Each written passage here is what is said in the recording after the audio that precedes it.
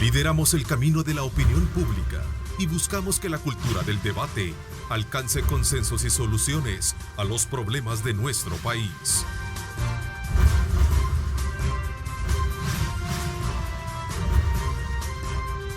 Diálogo con Ernesto López.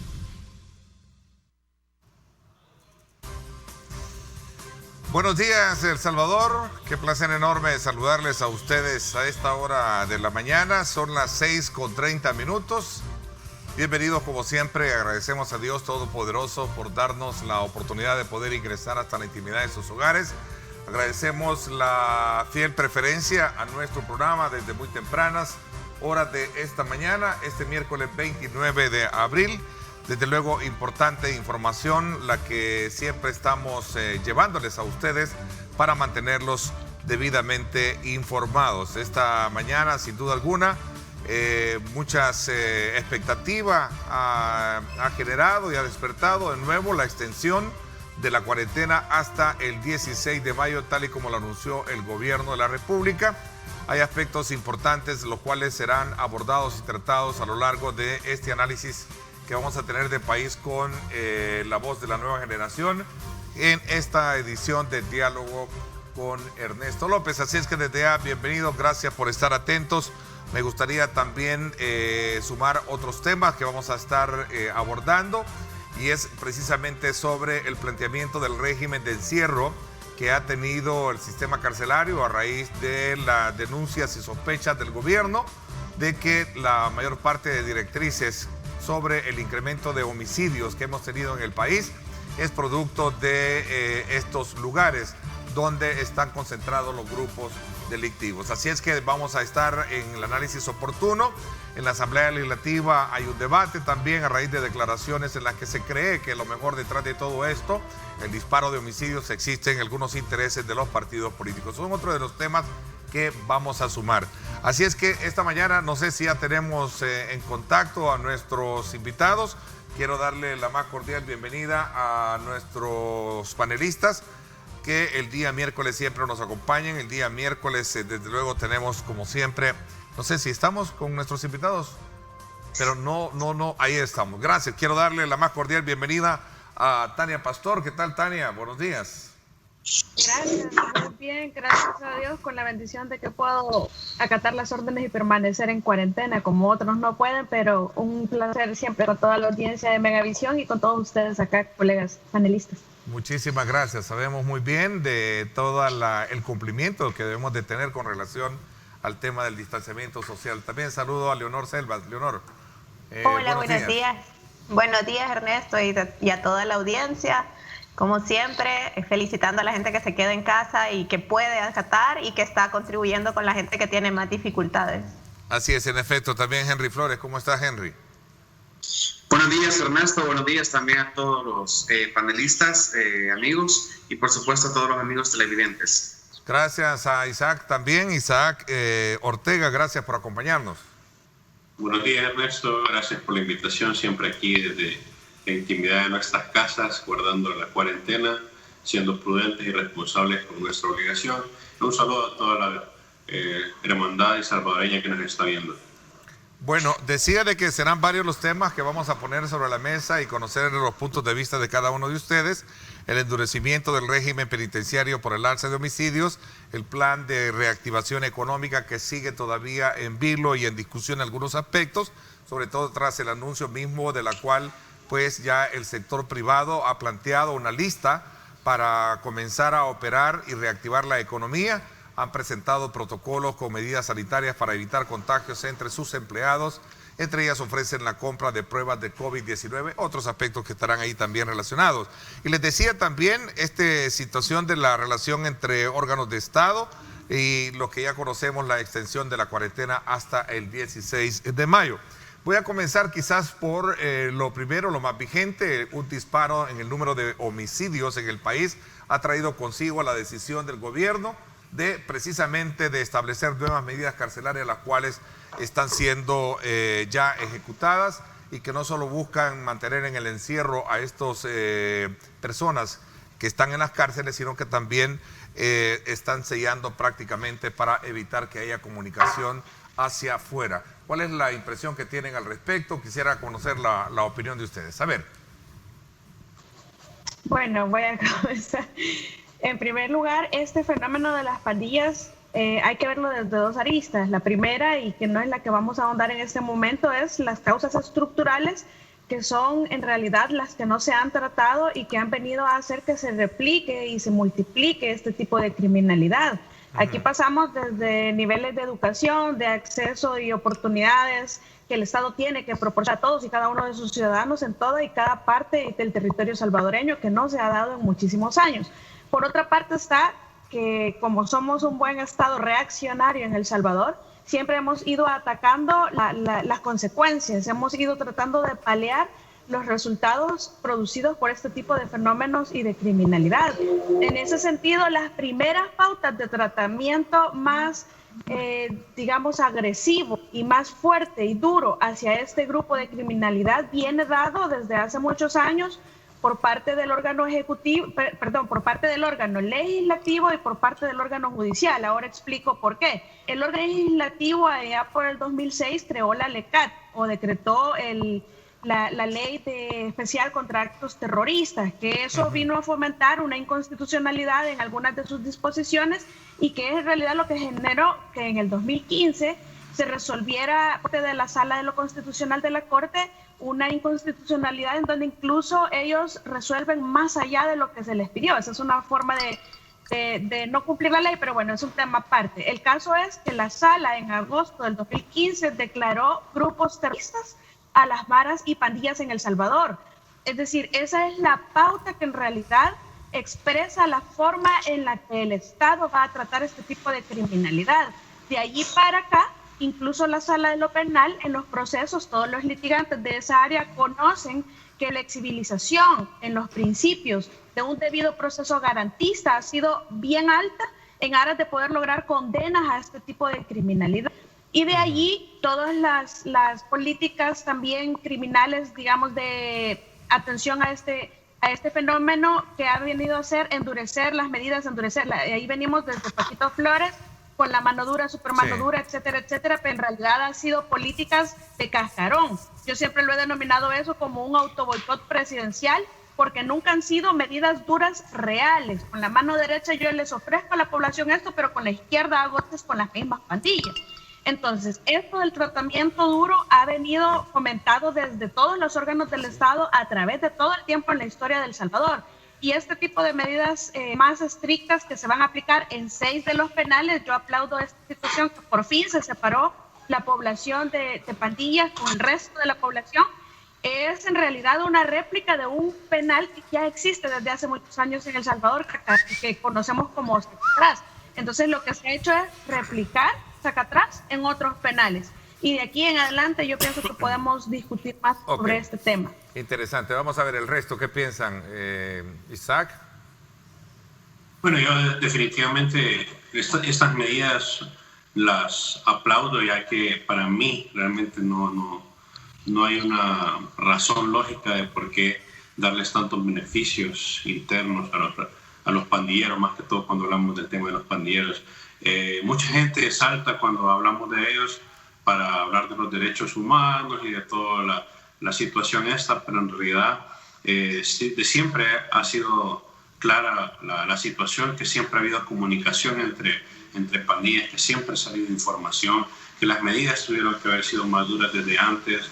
Y sí, concuerdo con Tania, y me imagino que todos concordamos en el hecho de que los modelos de supermano dura, mano dura, incluso una parte del plan de control territorial trae mucha copia de lo que es, simplemente que con otro nombre, y que no trabaja de fondo lo que debería de ser el propósito de por qué estar dentro de una cárcel, que es la reforma de las personas. Cuando yo estaba viendo que estaban empezando a soldar las cárceles y que iban a poner una plancha para que dejaran de comunicarse, realmente eso es lo que hacen en otros países con este tipo de estructuras criminales. Aquí nos hemos tardado más de 10 o 15 años en empezar a tener ese tipo de acciones. Claro.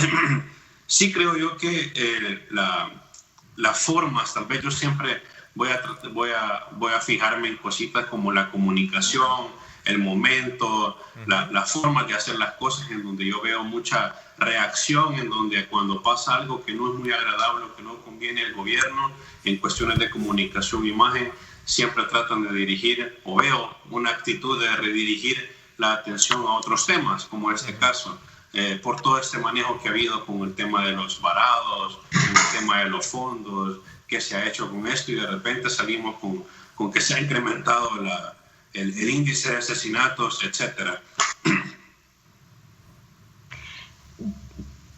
Yo quizás difiero un poco de la posición de Isaac, en el sentido de que podrá hacernos sentir muy bien ver la fotografía, se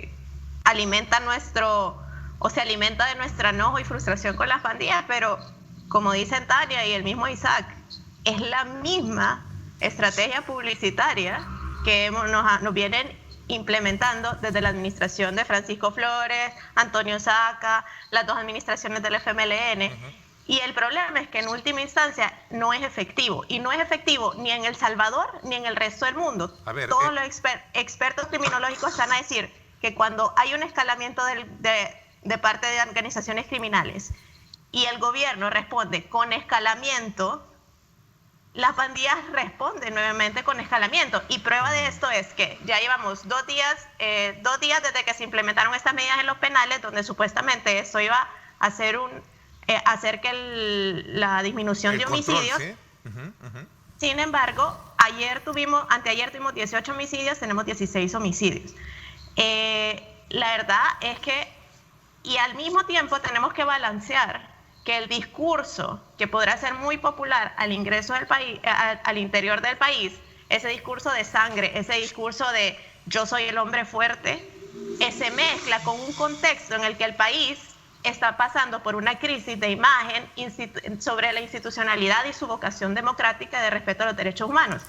Y podrá ser superficial, pero no lo es, porque nosotros ahorita vamos a depender cada vez más del contexto internacional para financiamiento y para todos los temas que sí son urgentes a la población, combate a seguridad, pero también la pandemia. Entonces, yo sí creo que por más que la foto alimente nuestro enojo, tenemos que empezar que ni nos están matando menos por soldar las puertas de los penales, porque nos siguen matando. O sea, ayer cerramos otra vez con 18 homicidios. Ni tampoco está contribuyendo al combate de la pandemia, para empezar, porque lo peor que va a pasar es cuando ahí se dé un brote de contagio, ¿qué vamos a hacer con ese penal?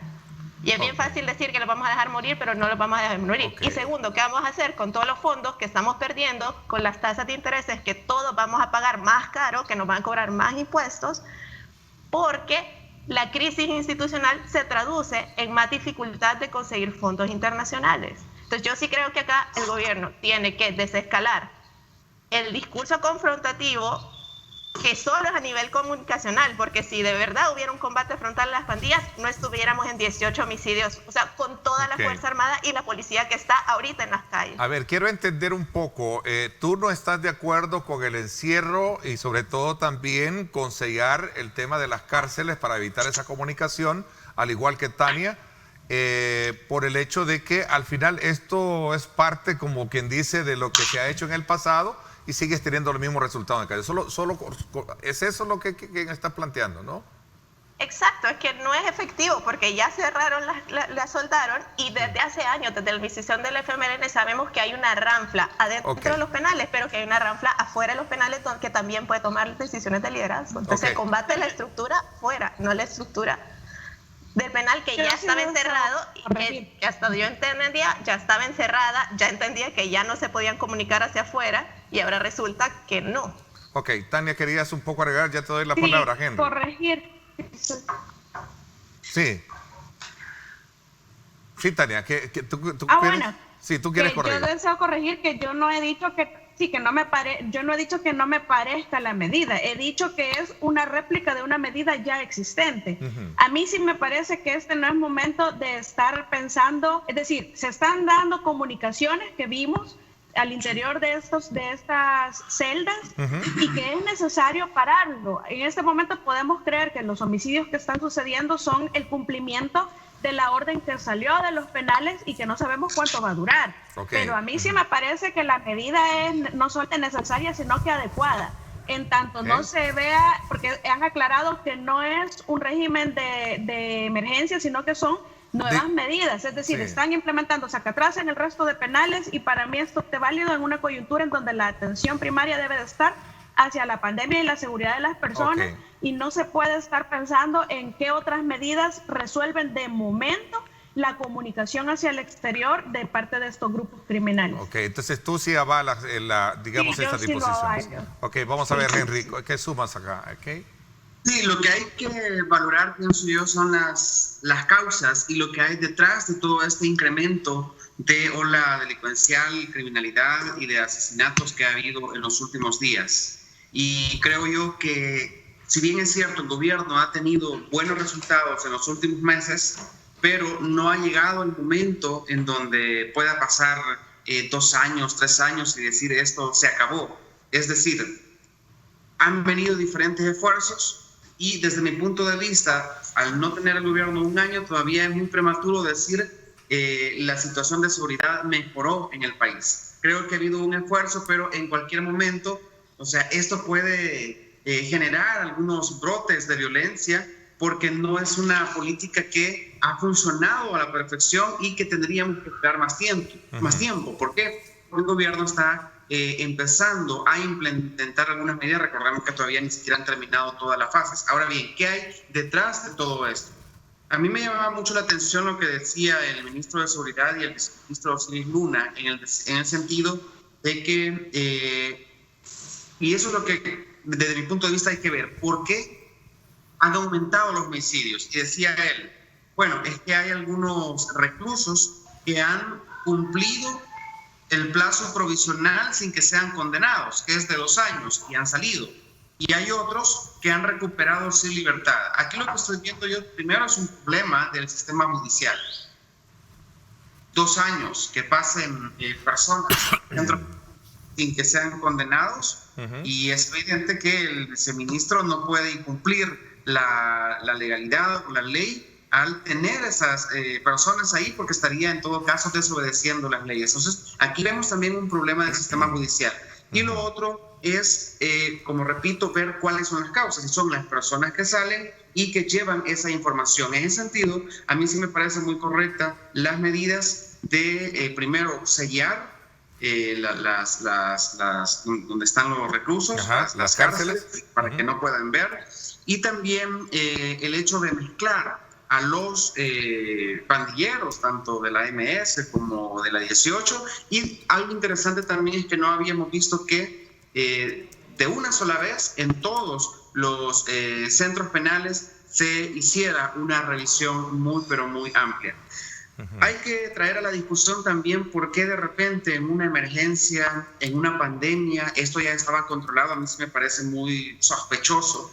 La pandemia, digamos, el gobierno la ha estado manejando de buena manera, no habían habido más críticas por parte de la oposición, pero de repente un brote alto de homicidios. Llegamos casi a 20 homicidios, 21 parece que tuvimos un día. Entonces hay que llamar la atención de las palabras del diputado Gallegos, y él decía que creería hay fuerzas políticas detrás de todo esto. Incluso ha sido llamado para que dé una explicación formal de por qué él está acusando a partidos políticos. Yo sí creo que no es así. Es que de repente tenemos 2 homicidios diarios, 3 homicidios diarios, y venimos con meses así. Estamos en una pandemia. Entonces resulta un poco ilógico de que las personas no puedan salir, ni siquiera las pandillas. Y hace un mes teníamos comunicados de algunas pandillas que ellos mismos estaban diciendo a la población que no saliera, y ahora de repente tenemos 17 homicidios diarios.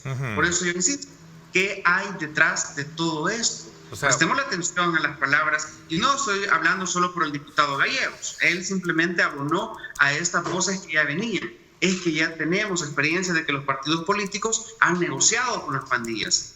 A mí sí me parece raro que de un día para otro, de la noche a la mañana, de 2, 3 homicidios diarios, tengamos 17 homicidios diarios.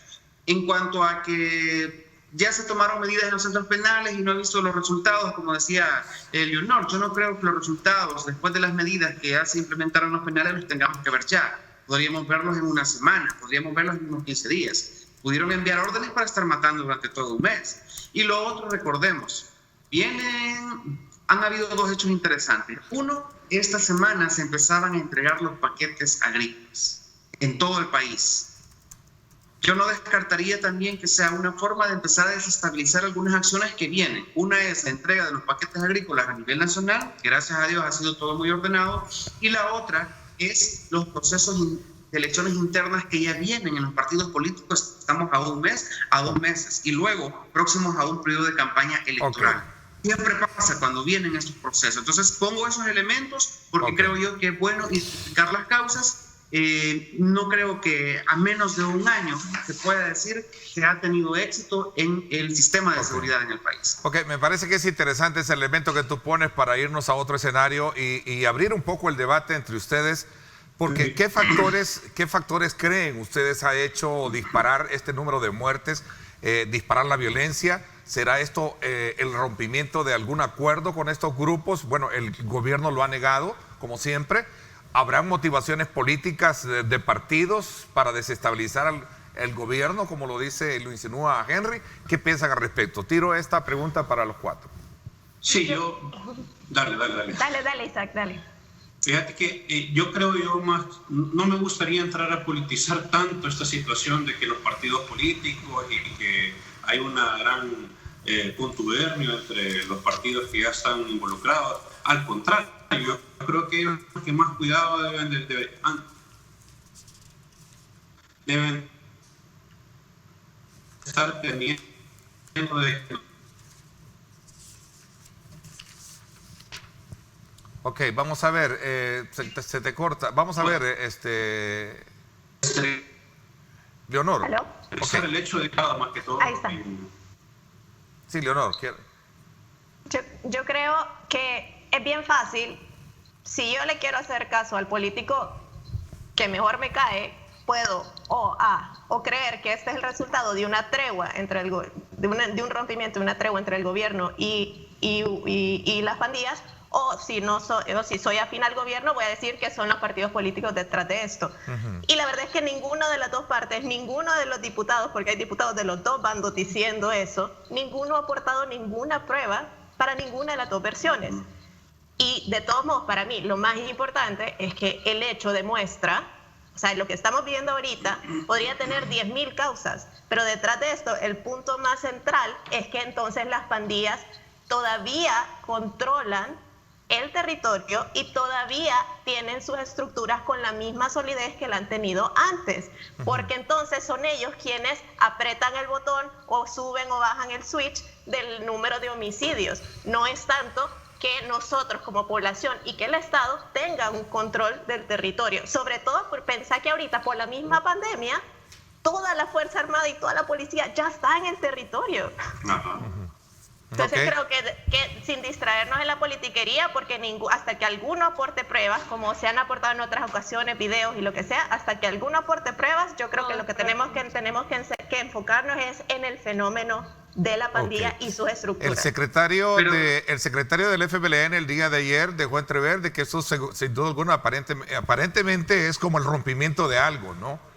¿Qué piensan al respecto? Mira, yo quería acotar algo que dice Leonor. Sí. Y luego contesto lo que dice Óscar Ortiz. Dice Leonor, bueno, la policía ya está en el territorio, pero es que justamente la policía tiene 2 meses, la Fuerza Armada tiene casi 2 meses de estar en el territorio, pero no como una estrategia de combate a la seguridad. Ha estado combatiendo la pandemia justamente. Si tú vas a todas las zonas urbanas, que es donde están los bancos, donde están...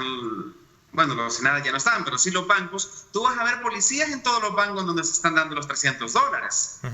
Ahora se estaba preparando también la policía para ir a dar seguridad donde se están entregando los paquetes agrícolas. Es decir, casi que el 75% de la estrategia de seguridad de la policía y de la Fuerza Armada estaba dándole seguridad a la gente y en tránsito, cuidando, diciendo a las personas que no salieran de casa, tratando de implementar las medidas sobre la pandemia. Es en este momento en donde se da este rompimiento. Y por eso el presidente decía, bueno, se va a tener que redoblar el esfuerzo porque están cansados. Es decir, podría decir que fue sorpresivo incluso para la misma Policía Nacional Civil, porque su estrategia de seguridad no estaba ya en combatir el flagelo de las pandillas. Y lo otro, yo no creo que haya habido antes y que el éxito del Plan Control Territorial haya sido un acuerdo entre las pandillas. Al menos no hay indicios de eso. Y no hay que descartar, y a Leonor no creo que hayan acuerdos entre políticos. Pero es que aquí esto se da justamente cuando se está discutiendo en la Asamblea Legislativa si es verídico o no los videos de Norman Quijano, por decir algo. Es otro hecho. Se da justamente cuando se está discutiendo ese tema en la Asamblea Legislativa. Yo no creo que haya una tregua entre el gobierno y entre las pandillas. Es decir, no hay indicios ni siquiera de aquellos expertos o, en temas sobre la tregua o de seguridad. A ver, sí, por eso yo decía... como dice Leonor, como se puede poner un punto más sobre la mesa, como dice Leonor, los que son en contra del gobierno van a decir que ya el pacto se rompió, y los que son en contra de los anteriores gobiernos van a decir que el pacto entre ellos ya se rompió, y si ahora cesan y logran controlar con las medidas efectivas de los centros penales, de sellarlos, etcétera, entonces van a decir que el gobierno ya volvió a transar, o van a decir, siempre va a haber una especulación. Aquí lo que tenemos son antecedentes ciertos de políticos que han tenido negociaciones con las pandillas en el pasado. Pero el punto que yo pretendo traer a la mesa en este momento y que se ha dejado a un lado es el tema del hacinamiento carcelario y de la apartación, como dijo Henry en su primera intervención, del órgano judicial en este flagelo.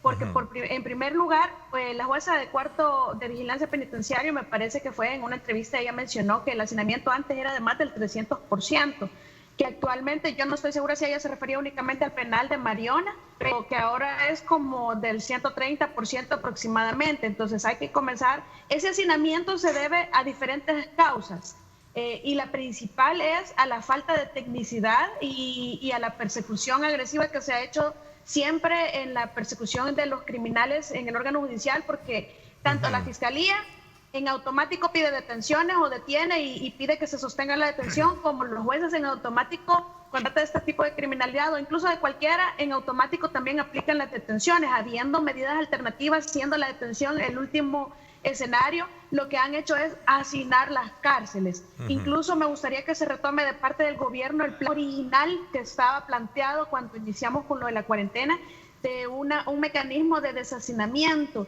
y ahí encontrábamos que hay bastante gente que no está condenada, que está siendo procesada por delitos menores, que pueden salir con medidas alternativas o con grilletes. Incluso hay una gran población carcelaria que está ya, que cumplió la media pena o los 2/3 de la pena y que pueden salir con beneficios carcelarios. Ni en un listado sería de retomar ese plan para deshacinar, porque construyeron más cárceles y por eso se redujo el nivel de hacinamiento carcelario. Incluso la sala, y a causa de eso es que se hizo, que la sala declaró inconstitucional los hacinamientos carcelarios. Más bien es de enfocarse en ese tipo de problemática, que en suposiciones que no podemos comprobar de momento, como dice Leonor, como dice Henry. Es decir, ahorita podemos suponer que fueron estos, que fueron aquellos, pero en realidad, bueno, ya dijo incluso el diputado Vargas de Arena que no dijo que van a conformar una comisión, pero que van a llamar al diputado que lo dijo y que presente pruebas, y que si presenta pruebas van a remitir a la Fiscalía para investigación, y que si no presenta, pues ya verán ellos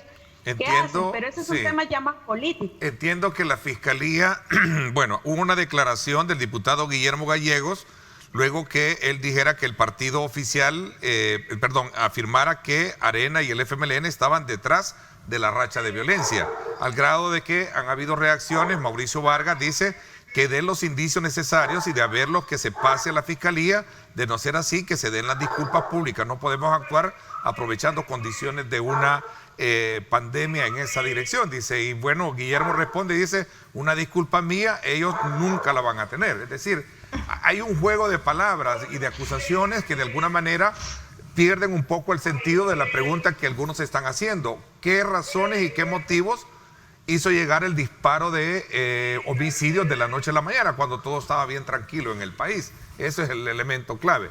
Sí. Bien, yo quisiera responder esto, pero además poner... Espera, Isaac. Hola, ¿me escuchan? Sí, Isaac. Yo creo que pueden haber varias cosas aquí. O sea, yo cuando no se me escuchaba, estaba comentando de hecho, lo que estaban mencionando, de que la fuerza policial ha sido distribuida de una manera en donde se pudieron haber descuidado ciertos sectores que se pudieron haber retomado por como bien decíamos, por pandilleros o por estructuras criminales que han aprovechado este descuido, entre comillas, ¿verdad? De que estamos concentrados en cuidar la pandemia, en hacer retenes, en estar apoyando a la población, como decía Henry, en los bancos, en los lugares de entrega, en X, Y, Z lugar, ¿verdad? Hay Fuerza Armada, hay policía, y no están al 100% en un plan de control territorial porque la prioridad es la pandemia. Sin embargo, sí creo yo de que lastimosamente nuestra política es así, aprovechar estas situaciones para hacer politiquería de esto y tirarse la pelota, ¿verdad? Alguien dijo esto, alguien dijo lo otro. Para mí fueron unas declaraciones demasiado irresponsables por parte del diputado Gallego, ¿verdad? Pero ya lo conocemos, él es así, no lo va a dejar de ser, ¿verdad? Lastimosamente la gente lo escoge y él sigue haciendo las mismas cosas. Vemos su comportamiento en las redes sociales y no pasa nada. Entonces yo creo que realmente es un factor de varias cosas, pero esto es lo que influye en el tema de todas estas decisiones que se toman en cuestión de centros penales, el del enderezamiento de las reglas, de las medidas, porque toda esta información sale con estos reos que salen con unas penas reducidas o que no han cumplido la totalidad de la pena. Obviamente esta información sale por parte de los pandilleros, por eso es que yo creo que el cortar la comunicación dentro de las cárceles es una buena medida, porque es una cadena que a la larga lleva varios tentáculos que no podemos pasar por alto, solo enfocarnos en de que hay una tregua entre el gobierno con las pandillas, como puede ser, como no puede ser, de que los partidos políticos tienen algo que ver. O sea, hay muchas cosas que tenemos que analizar que no lo vamos a conocer, a menos de que seamos pandilleros o a menos que estemos en el gobierno. Ok. Sí, ¿tú querías opinar, Henry? Sí, miren, como una persona que haya tenido cáncer no se va a curar de la noche a la mañana, e incluso si se cura, probablemente en 6 meses, en 1 año o incluso en 2 años pueda tener un brote nuevamente de cáncer. Hemos tenido un cáncer acá de violencia en nuestro país, entonces no podemos esperar que no se van a suceder estos hechos. De hecho, no debería de sorprendernos. Si hemos tenido 20 años, 30 años, venimos de un conflicto civil, entonces no debería sorprendernos. Claro, veníamos con 2 o 3 homicidios diarios, entonces, pero no debería sorprendernos porque pues, no somos una sociedad perfecta también. Ahora bien, hay que preguntarse esto. ¿De dónde viven las pandillas? Particularmente de las extorsiones. Y quiero poner este hecho porque todas las empresas están cerradas, los negocios están cerrados. Entonces las pandillas reciben dinero de la extorsión. ¿Y a quién van a extorsionar si las empresas están cerradas? Yo no descartaría entonces que esta también sea una medida de presión o de negociación por parte de las pandillas hacia el gobierno. Es decir, no una negociación por parte del gobierno hacia las pandillas, sino al revés, de las pandillas hasta el gobierno, porque al tener las empresas cerradas, no hay una forma de que las pandillas puedan extorsionar. A mí me decían algunas personas incluso que las pandillas extorsionaban hasta a las personas que parqueaban afuera en la calle, en comunidades realmente pobres. Entonces, ¿de dónde están ellos obteniendo dinero en esta pandemia? Y no podemos descartar y obviar que ellos también son pobres, son personas vulnerables. ¿Estarán los partidos FMLN y Arena detrás de todo esto buscando desestabilizar al gobierno? Eso se lo dejo pendiente. Voy a la pausa y regresamos con más para ir depurando los temas que hemos puesto sobre la mesa esta mañana. Gracias a todos por estar participando. Aprovecho para invitarlos también para conocer un análisis ampliado de estos y otros temas. Hoy a las 6 de la tarde, sintonice en directo con Ernesto López Radio. Tenemos el debate político para que usted también pueda tenerlo de primera mano, otro punto de vista con relación a los temas que se están generando en nuestro país. Como siempre, nuestro panel, Julio Valdivieso, Marvin Aguilar y también Ronald Umaña, hoy a las 6 de la tarde en vivo por Facebook y por supuesto en 107.7 Fuego, estación del grupo radial Megavisión. Recuerde, debate político semanal hoy 6 de la tarde, ahí los espero.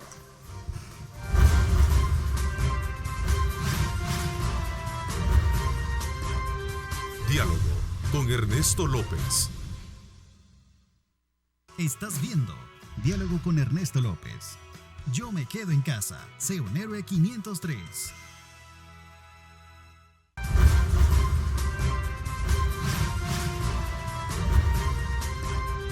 Diálogo con Ernesto López. Bueno, gracias nuevamente por estar con nosotros. Continuamos con Leonor Selva, con Isaac Ortega, Tania Pastor y también Henry Flores en el análisis del debate político semanal en La Voz de la Nueva Generación, ahora acá en esta mañana de día miércoles. Gracias a todos por estar participando. Así como también planteé parte de esa discusión que se ha abierto en torno a esta repunte de la violencia en el país, si existe o no, o habrá qué tipo de acuerdos por los cuales se rompió de la noche a la mañana y se llevó a cabo este número de homicidios que tiene hoy en día el país.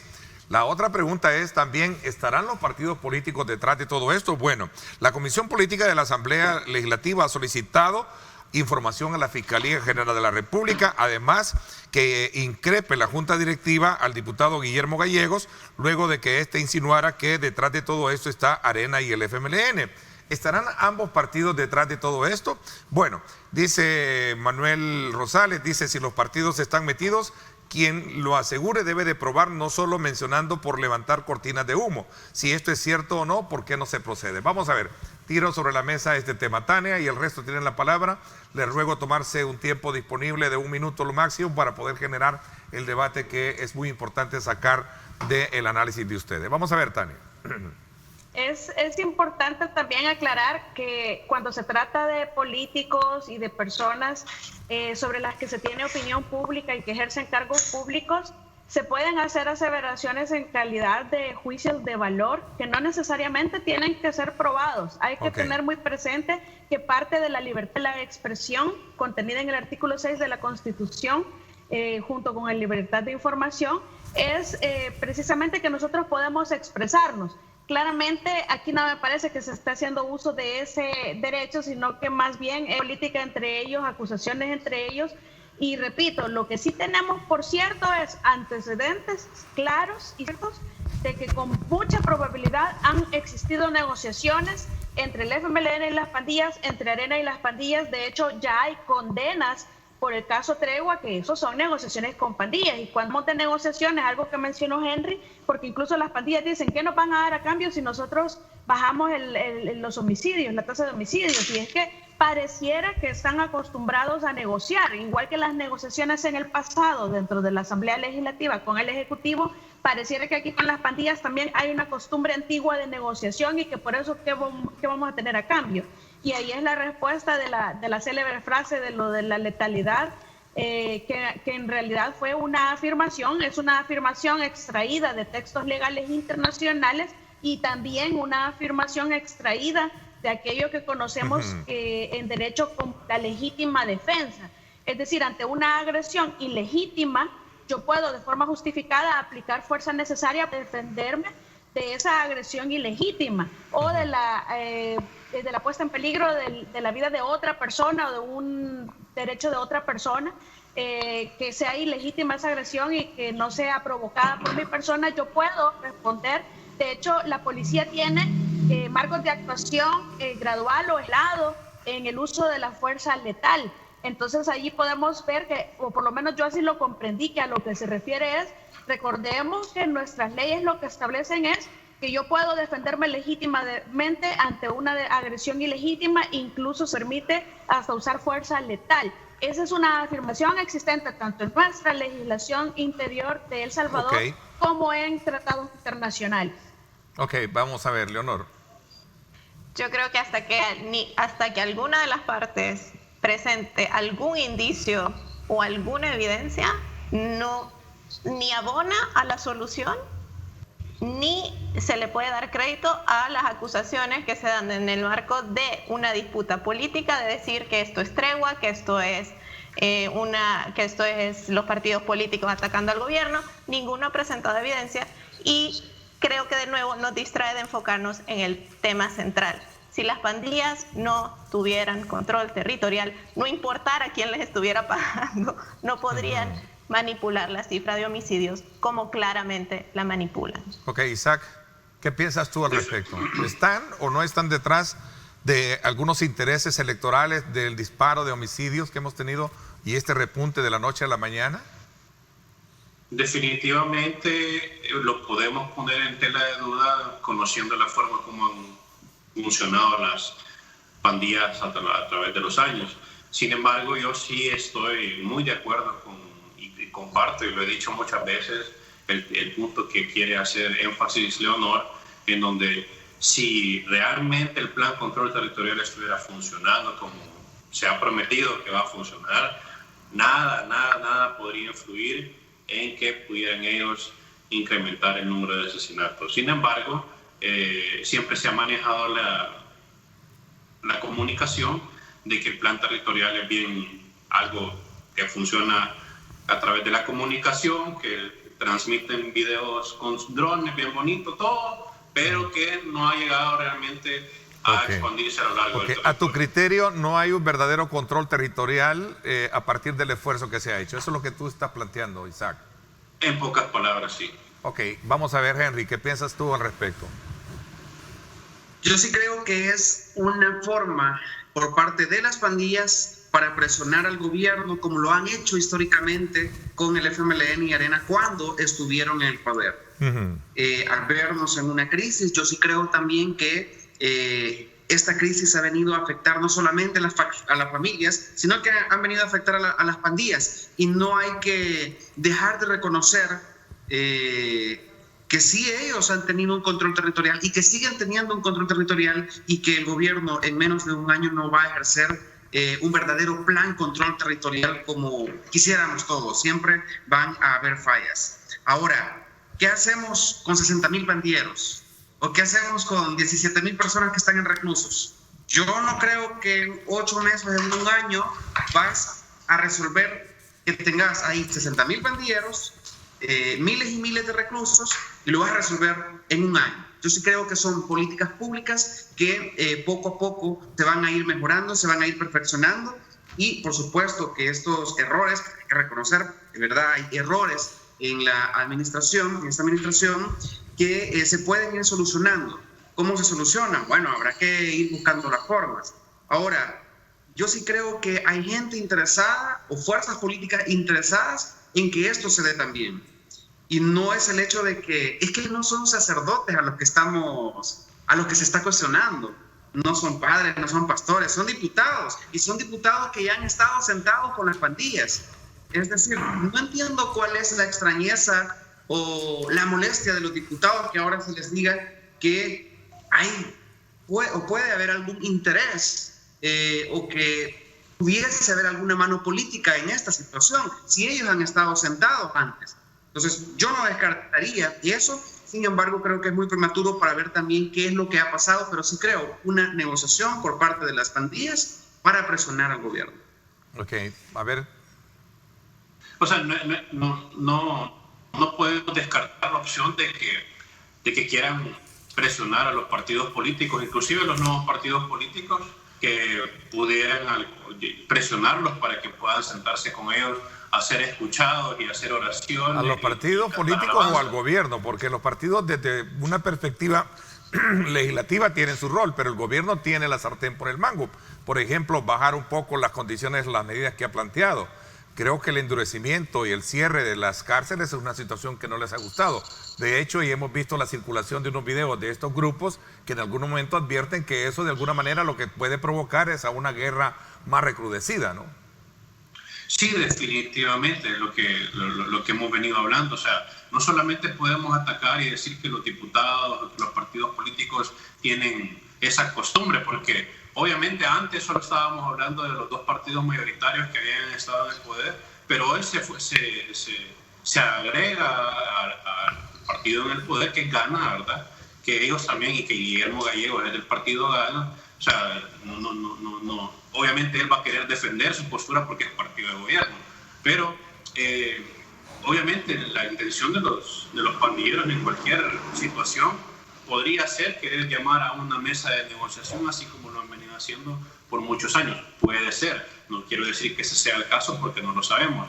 Pero sí creo yo que es lo que nosotros tenemos que exigir de nuestra clase política, es un poco más de responsabilidad y un poquito bajarle al circo que estamos acostumbrados de estar acusando públicamente solamente para desviar la intención. Henry decía una palabra bien clave, que es políticas públicas. En vez de estarse quejando, ¿verdad?, que es lo que está pasando, debería de haber gente calificada y asentada creando esas políticas públicas para poder solventar o minimizar la situación con el crimen organizado. Pero todo queda en algo así. Osiris ha dicho, no es un estado de emergencia, es un cambio de régimen permanente.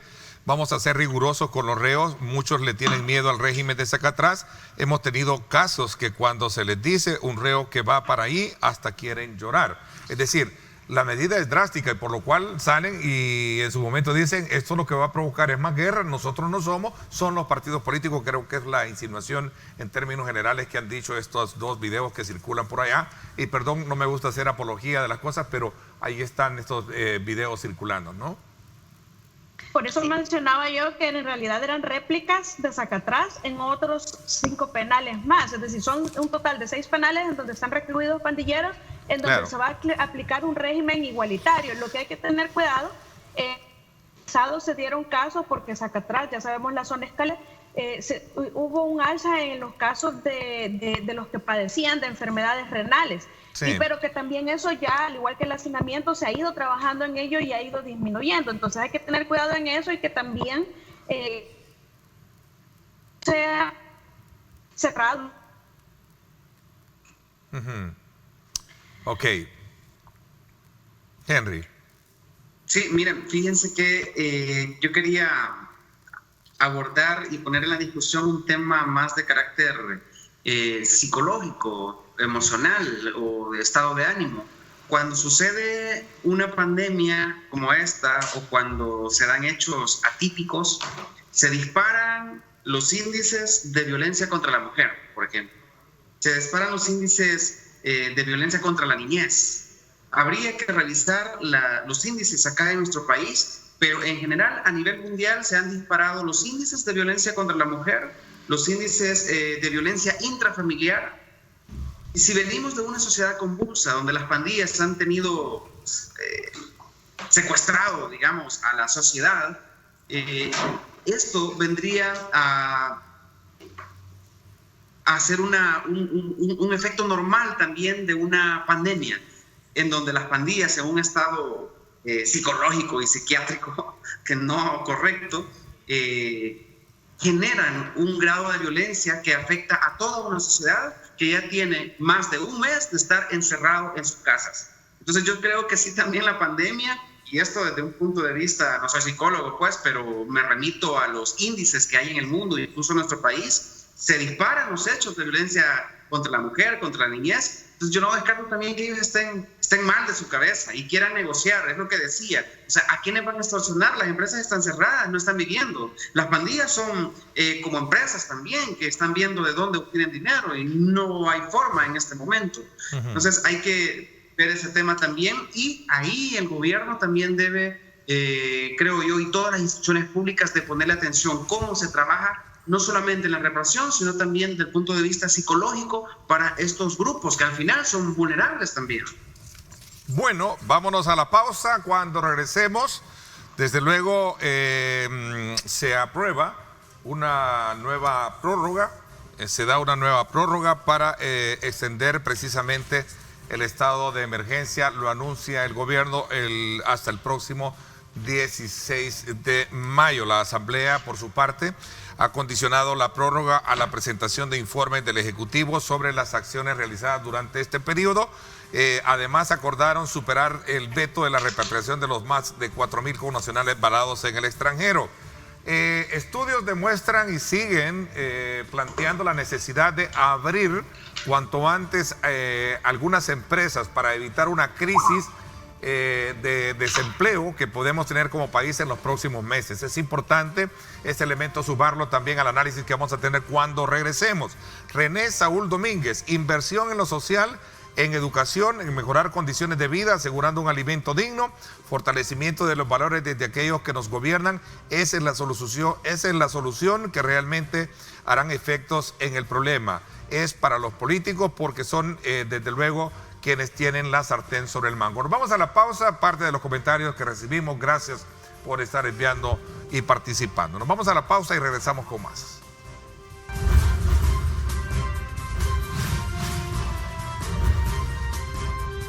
Diálogo con Ernesto López. Estás viendo Diálogo con Ernesto López. Yo me quedo en casa. Sé un héroe 503.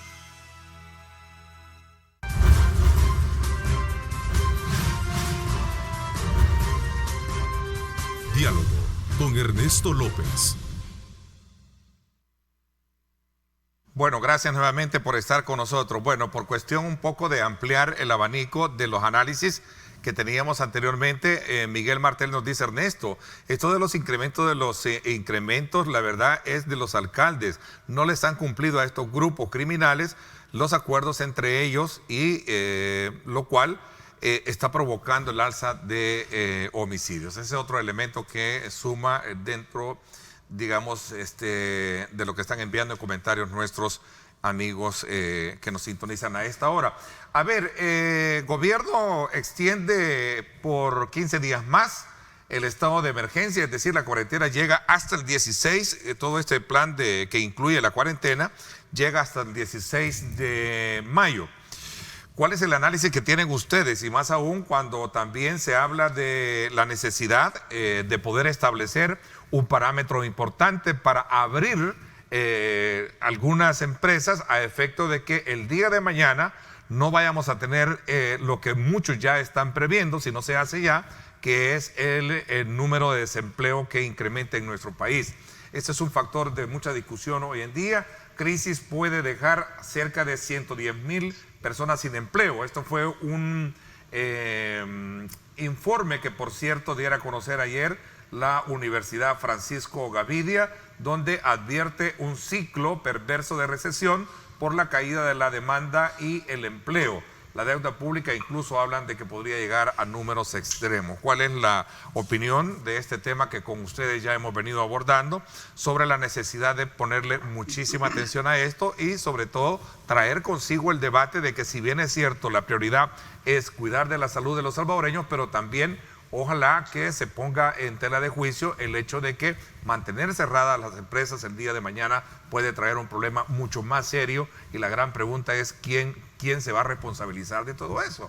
Vamos a ver, tienen la palabra ahí. Bueno, ya se están llenando la Asamblea Legislativa con el Ejecutivo para el plan de reactivación económica. Recordemos que hay que tener claro que no vamos a regresar a la normalidad que conocíamos antes de la pandemia. Definitivamente eso no va a suceder. Esta es nuestra nueva realidad y vamos a ver la reactivación en función de la pandemia y del COVID-19 con nosotros y entre nosotros. Aquí va a ser, digamos, las empresas que puedan tener más facilidad económica de implementar nuevas medidas van a tener mejores posibilidades, y también los que sean más creativos, porque digamos, algunas grandes que quieran hacer producción grande ya no lo van a poder hacer con las mismas instalaciones, pero si tienen los medios van a poder ampliarse para poder conservar la distancia social, etcétera. Y también hay que buscar la manera de ser creativo. Creo que aquí hay que apostarle mucho a la tecnología y a la digitalización de los procesos que se está acelerando en todas las carteras de Estado, en todas las instituciones, porque definitivamente esto va para muy largo y tenemos que implementar medidas. Ahora, la parte del trabajo, definitivamente hay que tener mucha conciencia, porque hay una gran parte de la población, de hecho es la mayor parte de la población, más del 70%, que en realidad no tienen la facilidad y disposición, no tienen la facilidad, la disposición de cumplir y acatar con la... Pero si no salen a trabajar, no van a comer. Esas personas son las que hay que prestarle mayor atención, porque a veces si pueden salir a vender, ¿a quién le van a vender si la gente no está en las calles bien? Entonces, hacia ellos tienen que enfocarse gran parte de las medidas económicas. En realidad, de lo contrario, sería gente que va a morir, que no debería de estar muriendo, y que tenemos que ver cómo nos solidarizamos, porque hay otros que están pendientes de reactivarse para generar más riqueza, cuando hay una gran parte de la población, que es la mayoría, que está pendiente de cómo reactivarse para poder existir. Entonces hay que tener esa diferencia bastante clara y encontrar un equilibrio para empezar a y subsistir, no para empezar a funcionar y generar riqueza. Eso va a ser imposible en muchísimo tiempo. Las remesas van a bajar, los ingresos y recaudación fiscales van a bajar, va a haber una tasa de desempleo increíble. Es decir, y entre prolongada es, que hablábamos la otra vez, que decía Richard Baldwin, el economista, entre más prolongada es la curva de la recesión económica. Medidas es importantísimo que están dejando mucho tiempo, porque si este se presentó en la semana pasada en acuerdo con ANEP, pero no se les hizo caso, pues yo pensaría que hay que lograr coordinar entre los poderes del Estado y darle agilidad a ese tipo de medidas, porque también el hambre está matando. Ok, Nena Guardado plantea, por lo menos Ernesto, empezar a trabajar 3 veces a la semana, una buena sugerencia. Vamos a ver el resto, ¿qué piensan? Leonor. Sí, yo creo que como ciudadanía tenemos que ajustar nuestras expectativas. Somos un país que tenía, y una región en general, Latinoamérica, tenía muy poco margen de maniobra de cómo lidiar con esta pandemia, y entramos en una etapa que, o sea, en todo el mundo se conoce como el baile, que es una combinación de reactivación económica con control de los casos de la pandemia, porque esto no es algo que se va a acabar en 3 meses. Hay horizontes que duran al menos un año, que se prevé al menos un año estar gestionando al virus conviviendo con nosotros.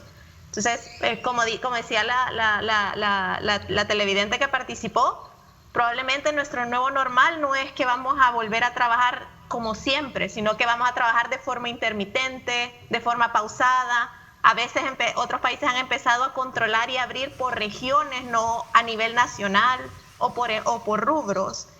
Eso implica para nosotros un ajuste de nuestras finanzas personales, un ajuste de los negocios, de cómo consumimos, creo y un ajuste de nuestras expectativas. Estoy de acuerdo, se ha extendido la pandemia, continuamos tratando de fortalecer nuestras capacidades del sistema de salud, y eso es lo que estamos haciendo con estas cuarentenas, tratando de prepararnos para cuando el virus conviva con nosotros de forma más amplia.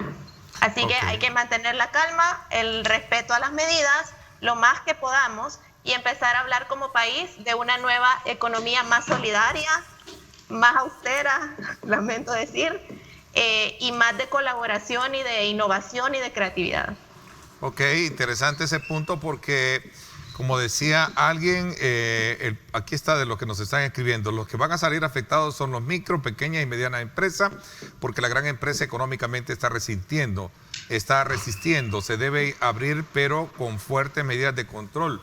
Se hablan de algunos aspectos, la apertura escalonada, que es una de las condiciones que está planteando la Asamblea, a efecto de poder aprobar la extensión de la cuarentena, de existir una nueva prórroga, es decir, ya aprobada como tal en la Asamblea. Veo oportuno se active precisamente paulatinamente el sector productivo. El sector productivo también ha puesto ciertas condiciones bien importantes para poder ir abriendo las empresas a partir de un protocolo de higiene, que es importante también colocarlo sobre la mesa para saber de qué se van a cuidar aquellos aspectos que se están planteando hoy para evitar más contagios. A ver, el resto, Isaac. Sí, definitivamente nuestra economía necesita ser reactivada. Realmente he tenido la oportunidad de hablar con varios emprendedores, al ser yo mismo un emprendedor que está sufriendo la crisis, ¿verdad? Pero aquí hay dos palabras bien claves, que es la palabra gradual y que sea paulatino. Nosotros tenemos que ir reactivando esta economía con todas las medidas de sanidad posibles. Esperar, ¿verdad?, que esto se pueda lograr, y aquí vamos a necesitar un apoyo por parte de las alcaldías, de las municipalidades, en donde, aunque el gobierno, la asamblea levanten el estado de emergencia y nos permitan volver a trabajar, habrán muchos negocios que van a necesitar supervisión de parte de las alcaldías o de la policía para evitar conglomeraciones. A cualquier emprendedor, a cualquier negocio le gusta tenerlo lleno, ¿verdad? Pero eso ya no va a poder existir. Realmente vamos a tener que irnos acoplando a esta necesidad. Otra cosa que tenemos que ver es que Bandesal está tratando de elaborar un plan, ¿verdad? Según entendí, para paliar o para mitigar, ayudar a las MIPES. Pero el problema es de que no podemos esperar 2 meses más para poder recibir 2 o 3 meses más ese apoyo económico que muchos podrían estar necesitando. Ya muchos en esta situación, a un mes y medio que estemos ya en cuarentena, ya muchos se van a estar declarando en quiebra porque no pueden continuar con sus negocios. A eso sumémosle otros 2 meses más para que las instituciones consigan ese dinero y después que lo empiecen a distribuir. Creo yo que sería una catástrofe económica para muchas familias. Más de 25,000 familias, empleos se van a perder en el sector textil, que estaba viendo yo, que es uno de los rubros más fuertes que tiene nuestra clase trabajadora. Sí. La parte de la maquila, etcétera, donde hay mucha gente, muchas mujeres trabajando y que lastimosamente no pueden trabajar ni pueden hacer ningún tipo. Ayer me decía un amigo que encontré en la calle, me decía, al final el virus vamos a saber convivir con él, no es que al terminar la cuarentena va a desaparecer.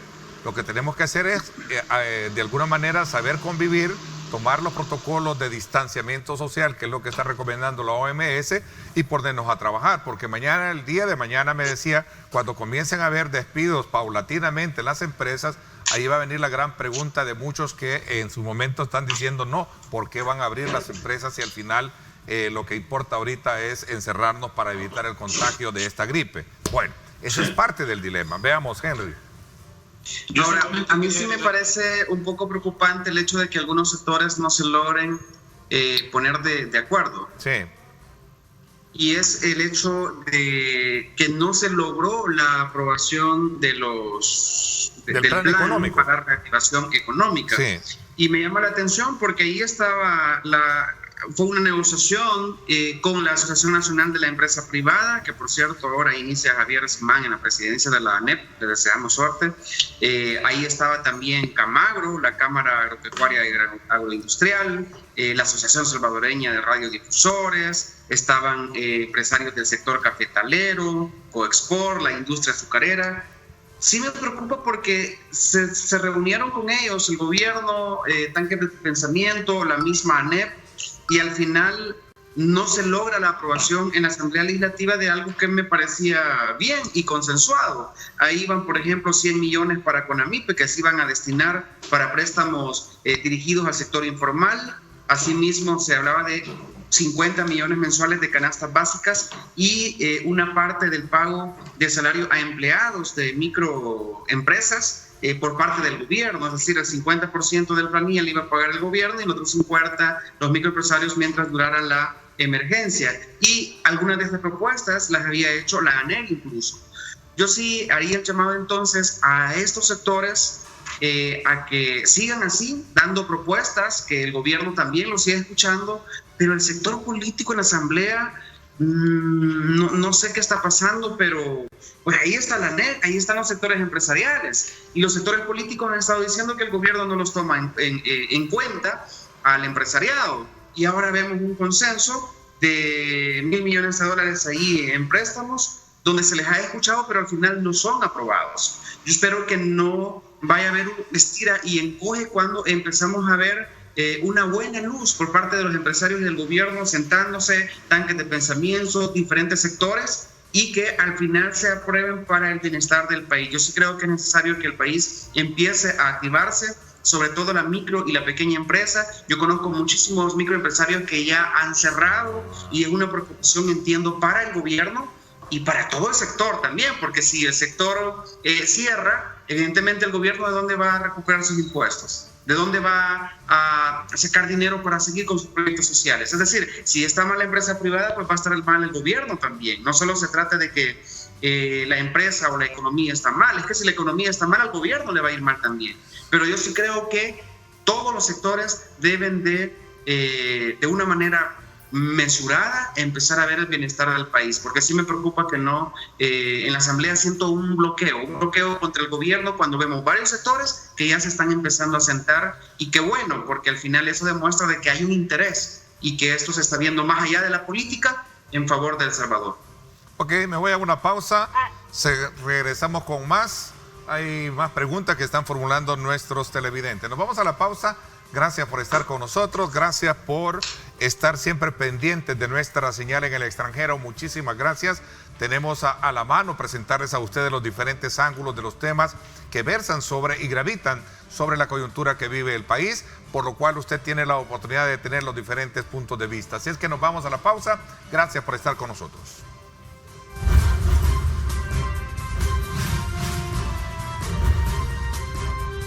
Diálogo con Ernesto López. Estás viendo Diálogo con Ernesto López. Yo me quedo en casa. Sé un héroe 503.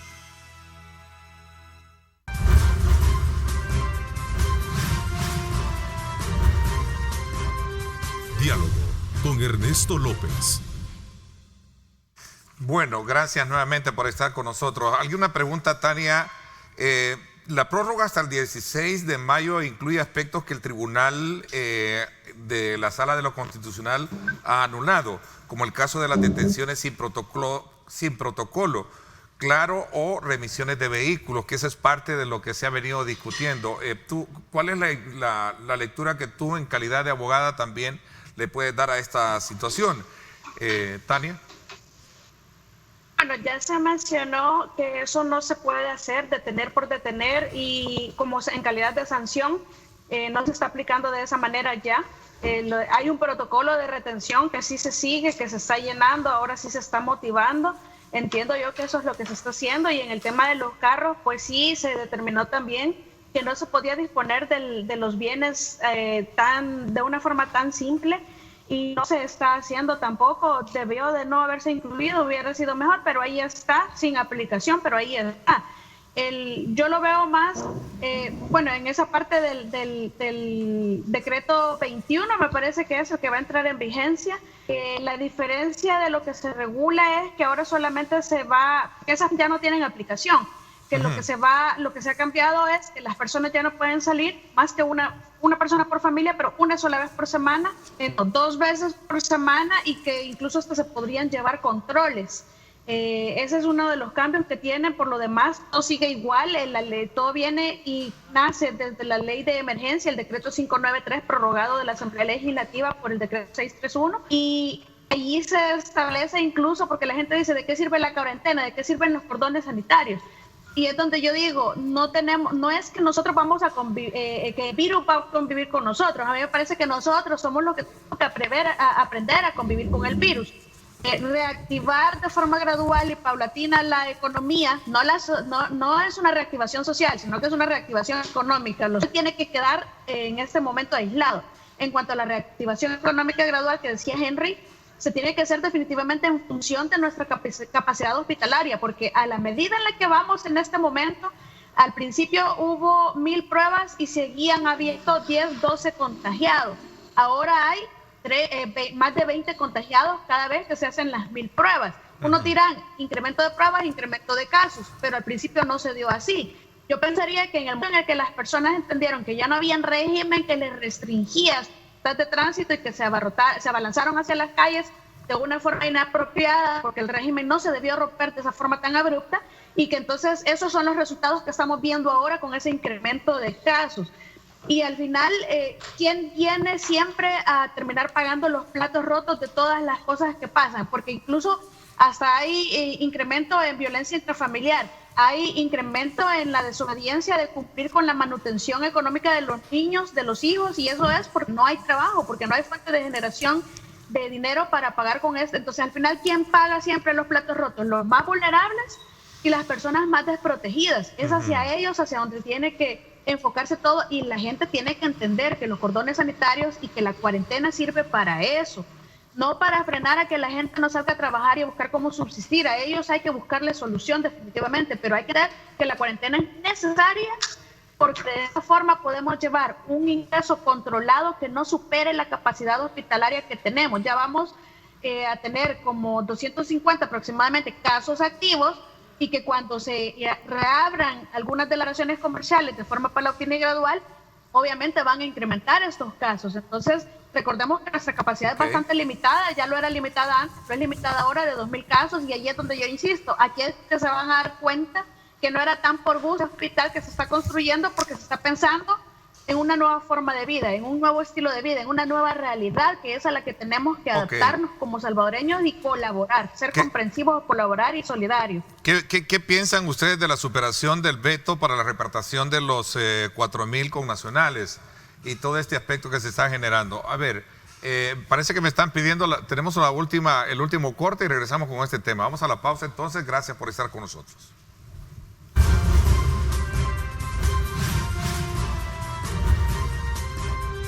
Diálogo con Ernesto López. El futuro es imaginar, es pensar en grande. Prepárate hoy, estudia en la UFG y amplía tus oportunidades. UFG, tecnología, innovación y calidad. Bueno, gracias nuevamente por estar con nosotros. Hay una gran cantidad de comentarios que se pueden resumir de alguna manera pensando en la necesidad de que se establezca en el país verdaderos acuerdos que busquen una solución y de cómo poder ir enfrentando la situación económica que podría presentarse. Está el plan económico, la propuesta que esperamos sea abordada hoy en la Asamblea Legislativa, a efecto de poder darle, digamos, como una luz en el camino a muchos empresarios que están sobre la base de una situación bien difícil. Decía alguien acá, yo tengo un puesto en el Mercado Colón, Marcos Hernández. Ernesto, yo tengo un puesto en el Mercado Colón, venta de calzado, necesito poder trabajar ya que no hay dinero. ¿Cómo le voy a hacer? No lo sé. Ese es lo que está planteando. Sin duda alguna, estos son los aspectos que están ahí en discusión y esperamos que por el bien del país se logre algún acuerdo. Salvadoreños en el exterior, una logística bastante compleja, difícil. Entiendo que hay esfuerzo de parte de Cancillería, de parte del gobierno para poder lograr traerlos, pero hay voces que desde luego escriben y nos llaman y nos dicen, miren, ya no tengo dinero, estoy endeudado acá, ya no podemos seguir aquí, se necesita hacer algo para poder traer a los salvadoreños. ¿Qué piensan al respecto? Voy a ir contigo, Isaac. Gracias, Ernesto. Bueno, primeramente, esto que lo hablábamos la vez pasada, esto debe de ser una repatriación, por decirlo así, un retorno progresivo, ¿verdad? Gradual, poniendo siempre en prioridad a las personas más vulnerables, a los de la tercera edad, niños, mujeres embarazadas o enfermos crónicos. Realmente creo yo que es responsabilidad del gobierno, del Estado, poder facilitar todas las medidas posibles para que ellos regresen. Obviamente, regresar al país no quiere decir que van a pasar por el aeropuerto y se van a ir a su casa, sino que tienen que pasar por un proceso de cuarentena, ¿verdad? Por lo menos de un par de días hasta que se les hagan las pruebas para poderles dar a ellos el aval para poder irse para sus casas. Pero sí creo yo que es necesario. Hay mucha gente allá afuera que está esperando. He visto en redes sociales una cantidad industrial de personas que comentan y que dicen, yo estoy en Estados Unidos, estoy en X estado, necesito regresar a mi país, ya no tengo fondos, mi familia me ha estado apoyando, pero ya tampoco, ellos ya no tienen fondos. Entonces, también esto está afectando no solamente la economía a los que están afuera, sino que también a los que están adentro aquí en el país, porque tratan de apoyar en la medida de lo que pueden a sus familiares, amigos, seres queridos que están en el exterior y que necesitan regresar. Ahora bien, las medidas que se han tomado, pues creo que ahí donde siempre voy a decir que falta mucha transparencia y una comunicación real de lo que hace Cancillería. Aparte de las fotos, yo no he visto mayor cosa, pero sí realmente es algo necesario, urgente, para que nuestros hermanos salvadoreños tengan conocimiento claro, y subrayo la palabra claro, de cómo va a funcionar este retorno. Ok, Henry. Yo sí creo que debe de haber en el tema de los parados una medida que en primera instancia les dé atención. Y tengo conocimiento que Cancillería le ha estado dando atención, incluso hace poco se estaban enviando unos medicamentos hasta Europa. En esta situación donde todo está varado, el sistema económico, vuelos, etcétera, también es complicado enviar esas ayudas, y que a algunos compatriotas se les ha estado pagando alojamiento, incluso a algunos se les ha estado dando alojamiento también. Es bien complicado que los 4.000 entren de un solo al país, y no solo es por el hecho del riesgo de contagio que se pueda masificar, sino también el costo económico.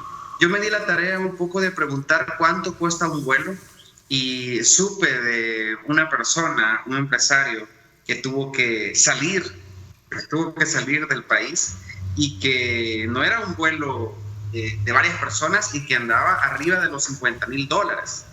Entonces hay que preguntarse también cuánto costaría el hecho de traer a nuestros compatriotas de un solo, o sea, cuánto sería el costo económico y saber si el Estado también está en esa capacidad, porque si no, pues habría que hacer una reforma en la Asamblea Legislativa, el gobierno tendría que decir cuánto es el costo y sufragar ese gasto.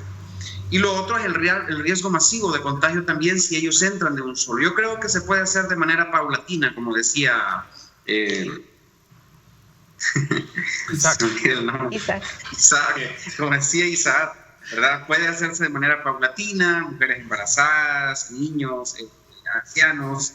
Creo que poco a poco también el gobierno deberá ir tomando cartas en el asunto. Yo espero que esta emergencia no dure más tiempo y pues todos coincidimos, vamos a tener que convivir con esto. Quiero rescatar algo que decía Leonor, y es que a mí sí me preocupa. Si ahora tenemos 1,000 pruebas diarias y de esas 1,000 pruebas diarias nos salen 20 casos, 25 casos la vez pasada, no me quiero imaginar cuando se aumente el número de pruebas y las personas estén saliendo a las calles. O sea, ¿qué pasaría, por ejemplo, si todo se reactiva? Si vemos gente en los mercados, en los buses, universidades, escuelas, etc. O sea, ¿cuántas pruebas positivas van a salir al día? Por eso sí creo que eso debe de ser de manera gradual y las empresas podrían abrirse de manera paulatina también. Yo creo que es importante que ahora o esta semana se aprueben los fondos para CONAMIPE, las canastas básicas y algunos préstamos que van a servir para los mismos. Urge ponerle atención a esa situación. Un minuto, Tania, también para ti, por cuestiones de tiempo. Bueno, ya lo habíamos hablado, yo creo que más allá de detenernos en el impasse que se dio, que ya está siendo superado, porque incluso Mario Ponce ayer en la entrevista contigo, Ernesto, reconoció que fue un error y que no lo hicieron de mala intención, que la voluntad era buena, pero que en realidad ellos aceptan el error que cometieron, pero y bueno, ya está eso solucionándose, ya van a comenzar a traerlos. De forma gradual es la orden directa que ha emitido la sala, porque no se puede traer a todos de una vez.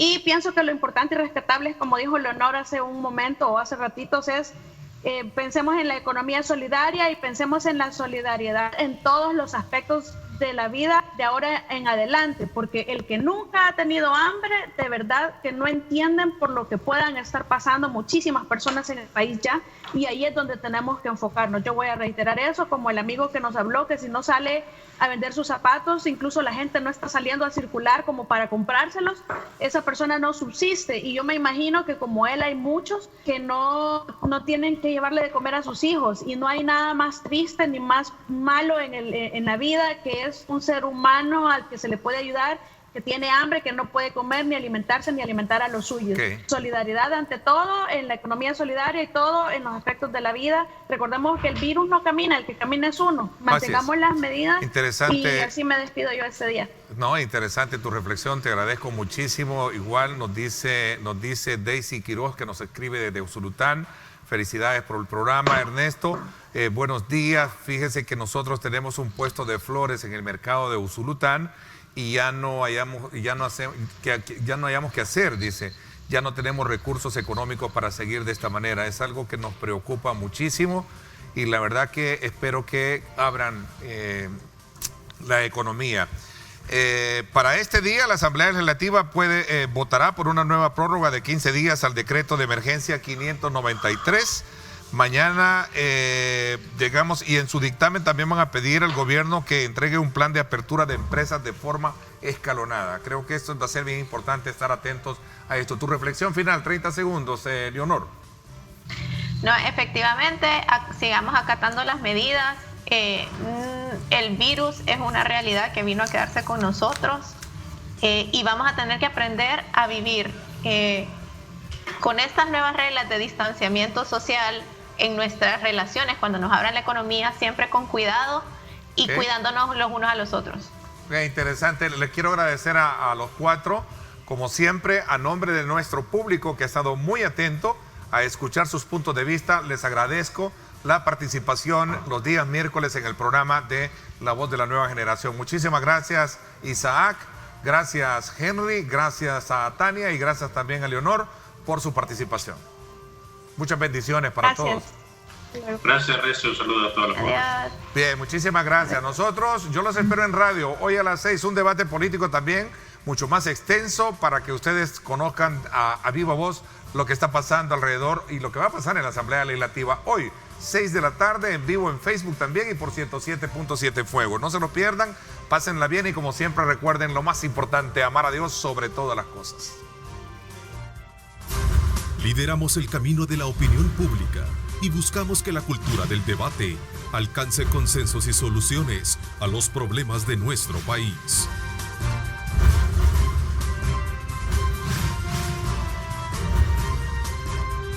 Diálogo con Ernesto López.